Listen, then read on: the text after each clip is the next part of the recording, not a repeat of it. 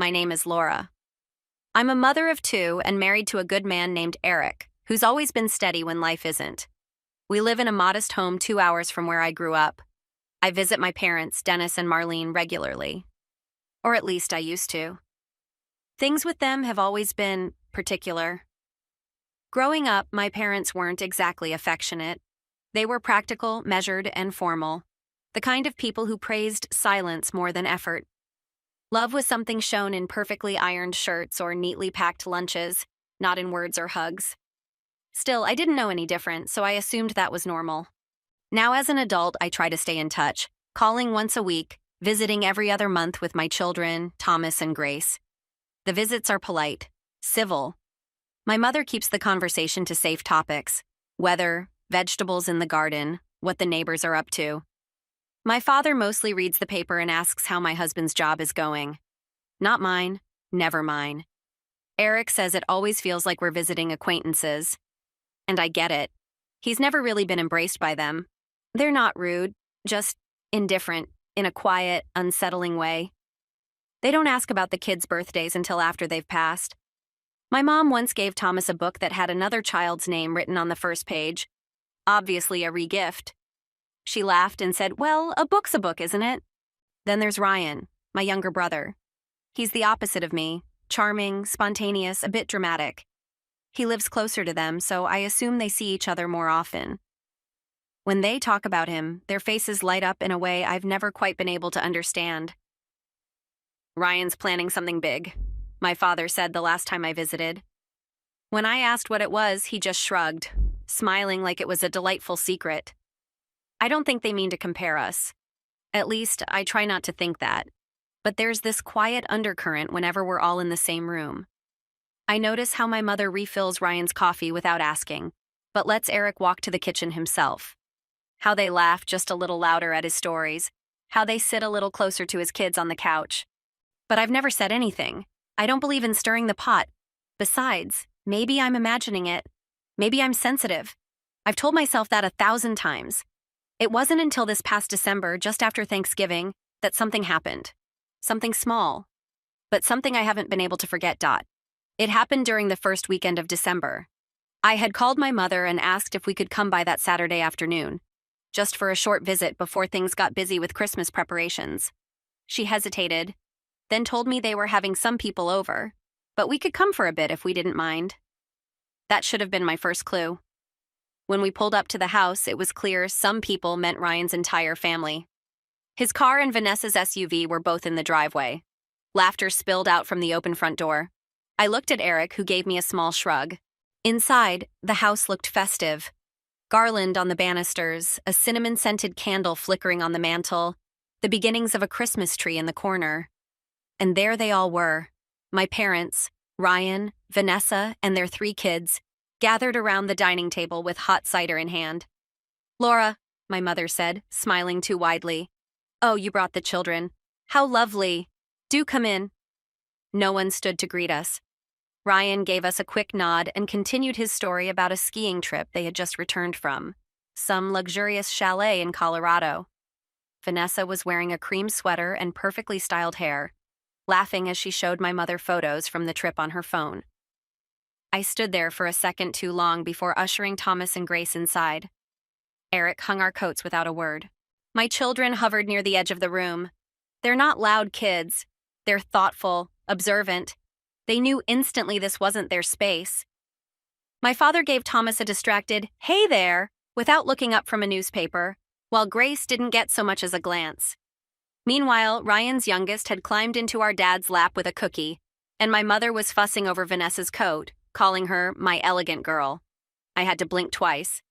I brought out a tin of homemade gingerbread cookies I'd made the night before. "We baked these together," I said, placing them on the side table. My mother barely looked up. "Oh, we've got plenty of sweets, dear." Eric touched my arm gently. "Don't take it personally," he murmured. But how could I not? Vanessa was showing off a new bracelet, some designer brand I didn't recognize. And my mother gasped like it was a treasure. "Ryan really spoils you," she giggled. We stayed for an hour, maybe less. I sat in the living room while Eric chatted politely with my dad. My kids tried to play with their cousins but were quickly excluded from some game involving expensive tablets. No one really noticed when we left. In the car, Thomas asked, "Mom, did we do something wrong?" I swallowed hard and shook my head. "No, sweetheart, not at all." That night I couldn't sleep. The way my mother looked at Vanessa, as though she were some queen to be honored, echoed in my mind. And the way she ignored Grace's quiet questions about the tree decorations, it was more than indifference, it was dismissal. I wasn't imagining things anymore. A few days after that visit, Laura received a voicemail from her mother. Her tone was uncharacteristically soft, almost hesitant. "Hi, Laura, it's your mother. I didn't want to bother you, but your father's car is making that noise again. And he won't go to the garage without a push. We just don't have the extra at the moment. If you could help us out a little, we'd be grateful. No pressure. Call me when you can." Laura sat with the phone in her hand for several minutes before calling Eric into the room. He listened silently, then asked, "Do you know how much they need?" "No," Laura replied, staring out the window. "But I'll find out." This wasn't the first time. Over the years, there had been small requests for the water heater, for prescriptions, once even for their dog's vet surgery. It was always phrased delicately, never quite direct, but always implied. And she always helped. Not out of obligation, but because that's what a daughter does. At least that's what Laura believed. Still, something about this one rubbed at her. She knew Ryan and Vanessa had money. Not just doing fine money. They had vacation homes, luxury cars, and hired help. Ryan ran some kind of investment firm that Laura didn't fully understand, and Vanessa seemed to glide through life with designer handbags and silk scarves. Why did their parents come to her? Why did they ask the daughter who clipped coupons and took freelance bookkeeping jobs between laundry cycles? Laura didn't ask. She never did.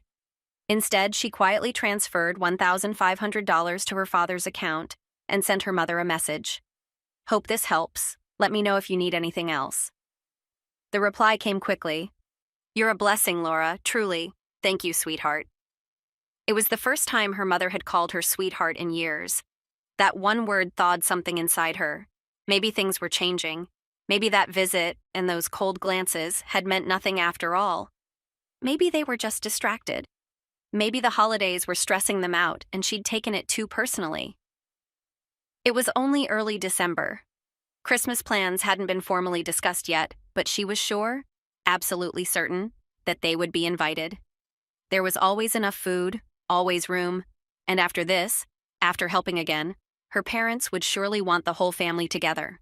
That weekend, Laura baked spiced apple muffins and mailed them to her parents with a handwritten card from Grace and a doodle of a snowman from Thomas. She felt hopeful again.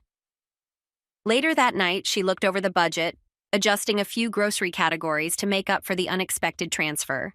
Eric didn't complain. He rarely did. He simply kissed her forehead and said, "You're doing more than your share. I hope they see it." Laura smiled, but her chest tightened. She hoped they did too. The week before Christmas, the house was filled with that special kind of chaos Laura had come to love. Eric was wrapping gifts on the floor in the living room while Thomas and Grace huddled at the table drawing Christmas cards. The trees sparkled in the corner, and cinnamon buns cooled by the window. "Did you get the photo book printed?" Laura asked Eric. He nodded, holding up a wrapped parcel. Bound, labeled, and ready for them. It had become a tradition, a small hardcover book of photos from the year. The kids' birthdays, school plays, hikes, messy breakfasts, and sweet moments. Laura poured hours into arranging the pages. It wasn't just a gift. It was a way of saying, "Here's our life. We want to share it with you." "I thought we could drive down Christmas Eve morning," Laura said, mostly to herself. "Stay until the 26th. I'll bring the pies and maybe that cranberry chutney your mom likes." Grace piped up from the table. "Can we wear our matching sweaters?" "Of course," Laura said, smiling. "Grandma will love it." She hadn't yet spoken to her mother about the specific plan. But Christmas had always been assumed. They'd done it every year, even during the worst snowstorms. Even when Grace had a fever one year and they had to turn back halfway. They were always expected and welcome, even if not enthusiastically received. So when the phone rang that evening, Laura picked it up without hesitation. Her mother's voice came through clearly. Laura, I just wanted to check. Are you still planning to come this Christmas? Laura's heart lifted. Yes, we were thinking of coming the 24th and staying a couple of nights. I made that photo book again, and the kids are so excited. I thought we'd bring pies and— Oh, her mother interrupted. I see. Well, Ryan and Vanessa are bringing their friends this year, a couple they vacationed with in Aspen. They'll be staying over, and with all the kids, it's just going to be too much. The house will be full. Laura went quiet. Her mother filled the silence with a soft chuckle. You know how loud it gets, and there's only so much space. We'd be sleeping people in the study as it is. But we always come. I know, sweetheart, but it's just not possible this year. It's going to be a tight squeeze as it is. Laura blinked, then forced a smile into her voice. Right, of course. Her mother sighed. Maybe we can do something in January? Just us girls? Something in Laura twisted at those words. Just us girls. She wasn't even sure what that meant anymore. After the call ended, she stared at the gift pile on the couch. The photo book sat on top. Eric looked over at her and instantly knew something was wrong. We're not going, Laura said quietly. They don't have room. For a moment, no one spoke. Then Thomas, standing in the doorway, said, But Grandma said we could come last year. Did she forget? Laura shook her head slowly. No, sweetheart. She didn't forget. That night, Laura stayed up after everyone had gone to bed. She sat at the kitchen table with a cup of tea gone cold, the Christmas lights twinkling in the dark behind her. She didn't cry. She didn't rant. She simply sat, staring at the phone, waiting to feel something, anything, other than this dull, heavy disappointment. 3 days before Christmas, the house was quieter than usual. The decorations still sparkled, the cookies still cooled on the counter, but the spirit had dulled. Grace asked if they were going to Grandma's every morning, and every time, Laura gave her a soft, non-committal answer. Then the phone rang again. Laura stared at the screen for a moment. Mom, she almost let it go to voicemail. Almost. But after a breath, she answered, Hi, Mom. Her mother launched straight into it. Laura, I hate to ask again, but your father's back has been acting up, and we're thinking of getting a recliner that supports his posture, something orthopedic. We found one on sale, but, well, you know how tight things are right now. Laura closed her eyes. A pause stretched.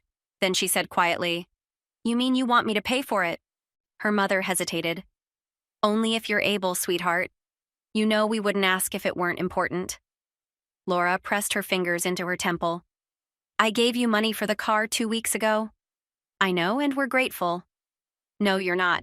You didn't even let us come for Christmas. Another pause. Her mother's voice cooled. Laura, I explained. The house is full. With Ryan's friends, Laura said, her voice shaking slightly now. Not just his family, his friends. We weren't just an afterthought. We weren't even a consideration. Her mother bristled. Ryan works very hard. He has a lot on his plate. He needs the break. So do I, Laura snapped before she could stop herself. But you don't care about that. You never do. You never ask how we're managing. You just call when you need something, and I send the money. I always send the money. You're being dramatic, her mother said flatly. No, Laura said, her voice low now. Steady. I'm being honest. There was a long silence. Then her mother sighed, slow and deliberate. Look, Laura, I know you're upset, but this is the truth. Ryan brings joy when he visits. You bring stress. You have always taken things too personally. Laura's lips parted in disbelief. And yes, her mother continued, we love Ryan's family more. They make us feel alive. They have stories to tell. They don't complain. Vanessa is always polished and cheerful, and the kids are full of energy. When you come, it's like walking on eggshells. You're always watching, always waiting for something to be wrong. Laura swallowed hard. You don't ask Ryan for money, do you? Her mother didn't answer. You ask me because you know I won't say no. Another silence. I don't ask Ryan, her mother finally said, because I don't want to burden him. He has a family to support, a business to run. You, well, your life is simpler. And frankly, if it weren't for us, you wouldn't have what you do. We helped you when you started out. You owe us more than you seem to remember. Laura felt like someone had dropped a cold stone in her chest. I owe you? Her mother's voice was sharp now. Yes, you wouldn't have finished college without us, or gotten that first job. Don't pretend we haven't done our part. So yes, when we ask for a bit of help now, we expect you to step up. That's what family does. Laura didn't know how long she sat there after the call ended.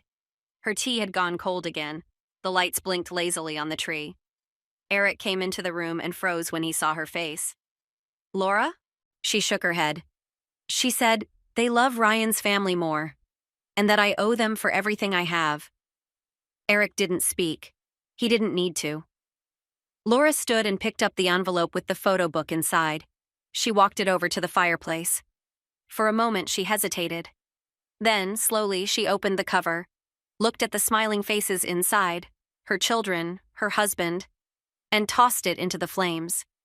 It curled, blackened, and disappeared. In the days that followed, Laura didn't call her mother, she didn't check in, she didn't send a message. For the first time in years, there was nothing, just silence. But her mother didn't stay quiet for long. 2 mornings before Christmas, the phone rang again. Laura let it ring out.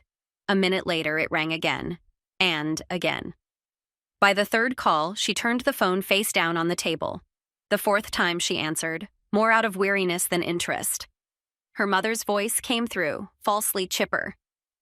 Laura, I was wondering when you'd stop sulking. Laura said nothing. Her mother continued. Look, I've been thinking, maybe you could come after all. Just you. Leave Eric and the kids with his side of the family or something. You could stay in the guest room. Vanessa wouldn't mind switching with the girls. Laura gripped the edge of the table. I just think, her mother went on, that it would do you some good to have a change of scenery. Clear your head. Spend some time with people who care about you. People who care about me? Laura said quietly. Yes, Laura. You're not yourself lately. I think all the stress of raising children and managing the house is making you sensitive. Laura stood up. Her heart thudded in her chest, but her voice came out steady. You want me to abandon my husband and children over the holidays so I can come grovel for a guest room in a house that was already promised to your favorite child and his guests? That's not fair. I'm not coming. Not now, not later. You made your choice, and I finally made mine, her mother huffed. I was offering you an olive branch. No, you were offering me humiliation, Laura said. Again. Before her mother could reply, she hung up. She stared at the phone in her hand for a moment. Then, with slow, deliberate movements, she opened her banking app and canceled the monthly transfer she'd been sending to her parents for the past 4 years. Eric came into the kitchen, rubbing his eyes. Everything okay? I'm done, Laura said. I'm not sending another cent, not another favor, not another explanation. He didn't ask for details. He only walked up behind her and wrapped his arms around her shoulders. Good, he whispered. I've been waiting for you to say that. That evening, she gathered Thomas and Grace and sat them down in the living room. The tree lights blinked gently behind them, casting soft colors on the walls. I know we're not going to Grandma and Grandpa's this year, Laura began. And I know that's different. But that doesn't mean we can't have a beautiful Christmas. Grace looked worried. Will we still open presents? Of course, Laura smiled. And we'll bake cookies, and we'll sing songs, and maybe, if we're lucky, your dad will try to play carols on that guitar he never learned. Thomas giggled, and Eric raised a hand in mock protest. We'll make our own magic, Laura said. Right here, just us. It wasn't the Christmas she had planned. It wasn't the Christmas she wanted. But as she tucked her children into bed that night and kissed them on the forehead, she felt something she hadn't felt in weeks. Peace. And that feeling, quiet and steady, was worth everything. The days after Christmas were quiet in Laura's home, but not empty. There were board games played by candlelight, mismatched pajamas worn long into the afternoon, and laughter over burnt gingerbread cookies. Eric read books by the fire, and the kids turned the living room into a cardboard fort city. It was calm. It was simple. It was theirs. Laura didn't think much about her parents or Ryan during those days. She didn't go looking for updates, didn't check her mother's social media account. and ignored every group family message thread she was still reluctantly a part of. But on the 29th of December, while scrolling through a recipe blog, she accidentally tapped on a photo that brought her right to Ryan's public profile. She froze. The photo was a wide shot of her parents' living room, beautifully lit and immaculately decorated. Her father was sitting in the middle of the couch, a glass of wine in hand, with Ryan beside him and Vanessa perched on the armrest. Her mother was smiling in the background, holding Ryan's youngest daughter on her hip. The caption read, "Grateful for family, there's nothing more important." Laura's stomach twisted. She kept scrolling. There was a video of everyone singing around the piano, a shot of a snowball fight in the backyard, and a short clip of her mother toasting to having the whole family under one roof. Finally. That word, whole, burned. There was no mention of her, no mention of her children. It was as though she didn't exist, as though her family didn't belong to the family at all. Later that afternoon, her phone rang.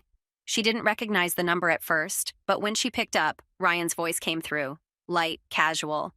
"Hey sis, long time." Laura didn't respond right away. "Listen," Ryan continued. "Mom asked me to call. She's been a bit confused about how long you plan on being upset. You know, over the whole Christmas thing." "Is that what she said?" Laura asked calmly. "Well, yeah," Ryan chuckled. "She said you've always been sensitive, that it's not worth holding on to." Laura sat down, letting his words settle in the silence between them. "You saw the photos, right?" Ryan added. "It was a great night. Everyone was so relaxed for once. Vanessa said it felt like a proper family again." Laura's throat tightened. "Ryan, do you even hear yourself?" There was a pause. "What do you mean?" "A proper family?" she echoed. "Because we weren't there?" Ryan sighed. "Come on, Laura. Don't twist everything. You know how hard Mom tries. And Dad isn't getting any younger. She doesn't need this drama." "This drama," Laura repeated. "You mean me asking not to be excluded?" "You weren't excluded, exactly. We were told there wasn't room. And now I see there was room for guests, for games, for toasts about having the whole family under one roof. Except we weren't under it, were we? Not even mentioned." Ryan went quiet. Then, trying to smooth it over, he said, "Look, maybe next year you can come early or stay at a hotel or something. Mom just didn't want stress." Laura laughed under her breath. "You know what, Ryan? She got what she wanted. No stress, no Laura. No reminders of the parts of the family that aren't shiny and perfect. That's not fair."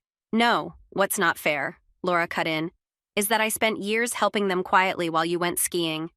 That I showed up every time I was asked and still wasn't good enough. And that now I'm being told to get over it because you had a nice holiday." Ryan shifted uncomfortably. "I didn't call to fight." "No," Laura said. "You called because she didn't want to, and because she thought maybe I'd cave if you played peacemaker." Ryan stayed silent. "Tell her," Laura added, "that I'm not upset, I'm finished." And with that, she hung up. She didn't cry, she didn't shake, she didn't even sigh. She just looked out the window, where Thomas and Grace were building lopsided snowmen with Eric, and thought, "This is my family now." January rolled in with cold mornings and quiet evenings. Laura didn't call her parents for New Year's, nor did she receive any message from them. The silence was no longer painful, it was just silence. And in its place, she began to feel something that resembled clarity.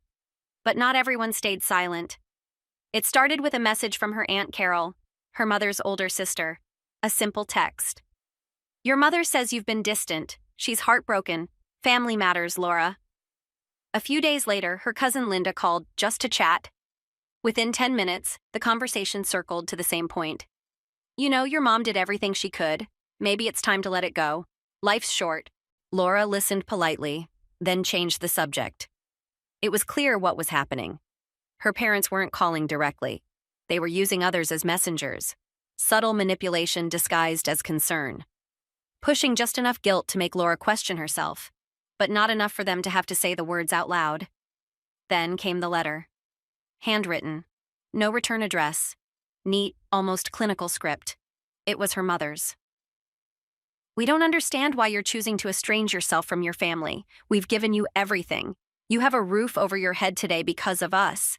You may not like how we live or who we prefer to spend time with, but that's not your place to judge. You have responsibilities to us, Laura. You are our daughter. That still means something, whether you like it or not. There was no mention of her children, no mention of Eric, no apology, just obligation dressed as tradition. Love replaced with debt. Laura read it once, folded it, and placed it in a drawer she hadn't opened in years. The same drawer that held her first report cards, an old dried corsage from prom, and a single birthday card from her mother dated 2006. Then, on a gray Sunday afternoon in February, her phone rang. Mom. She stared at the screen for a long time. For the first time since all of this had started, her mother was calling her directly. Laura stepped outside onto the porch before answering.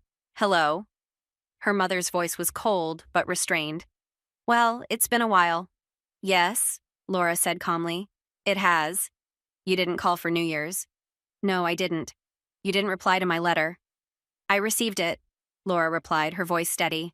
There wasn't anything to respond to. A pause. Her mother's tone shifted, not soft, not warm, but calculated. Your father's been unwell. We might need help again with some medical bills. Nothing serious, just some expenses that piled up.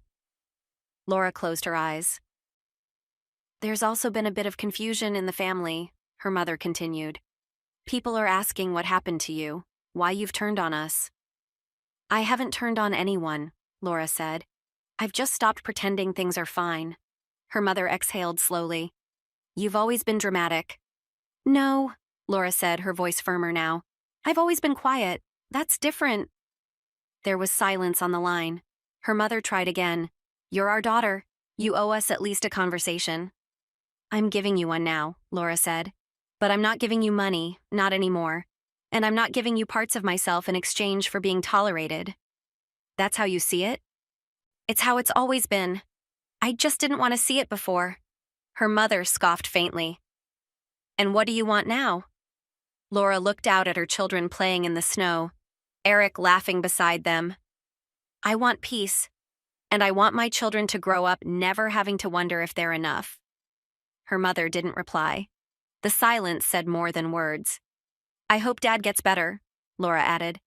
I do, but I won't be stepping back into a role that was only ever convenient for you. You're making a mistake, her mother said quietly. No, Laura said. I'm correcting one. Then she hung up. This time she didn't sit in silence. She walked back inside, poured herself a coffee, and joined her family on the porch. Grace handed her a snowball with a giggle. And for the first time in years, Laura smiled without guilt. The following weeks passed like the slow stretch of early spring, light returning little by little, though the air was still cold. Laura began noticing small but powerful changes in herself. The way she no longer hesitated to buy herself flowers at the market. How she started journaling again. How the house, once filled with quiet pressure to please others, now felt lighter. She blocked her mother's number, then Ryan's, then her father's. Not out of anger, but necessity. For the first time, she created a space where their voices couldn't reach. She didn't announce it. She didn't explain. She simply stepped away. Eric noticed the difference, too. You're sleeping better, he said one morning as she stirred oatmeal for the kids. She smiled and kissed his shoulder. Laura threw herself into small joys. Movie nights with the children. A new coat of paint in the hallway. Even taking on a few more clients in her bookkeeping work, on her terms, with boundaries she no longer felt guilty about. One afternoon in March, while at a small cafe waiting for a client, she saw Ryan's name pop up in her email inbox. No subject line. Just, hey, can we talk for a moment? I swear it's not about Mom. Out of pure curiosity, she agreed. They met at a park near her home. She chose a public place on purpose. No pressure, no cornering, just clarity. Ryan looked the same. Expensive jacket, confident posture. But there was something off about his expression. A bit more careful. He sat on the bench beside her. I didn't come to fight, he said quickly. I think we owe each other a straight conversation. Laura waited. Mom's still upset, he added. But she's not calling anymore. I think she finally got the message. Laura raised an eyebrow. That I'm not her insurance policy? He looked down, chuckled awkwardly. Something like that. Laura folded her arms. Tell me something honestly, Ryan. Did Dad ever get that medical chair she said he needed? Ryan shook his head. No, his back's fine, always was. Laura blinked. She lied?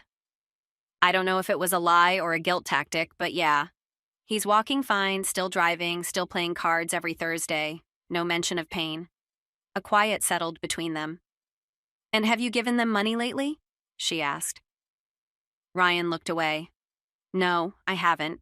And to be honest, they've never asked me. Laura nodded slowly. Her stomach twisted, not with sadness but release. She had known, deep down. But now it was said out loud. I spent years carrying them, she said, more to herself than to him. Quietly. Thinking it made me good. Thinking maybe someday they'd see me. Ryan didn't answer. I'm done trying to be seen by people who never wanted to look, she added. He nodded a bit sheepishly. You look better now, lighter. I am. They didn't hug when they parted. There was no speech, just a nod, and then Laura turned and walked away. She didn't look back. That evening, she took out her phone and scrolled through old texts and photos.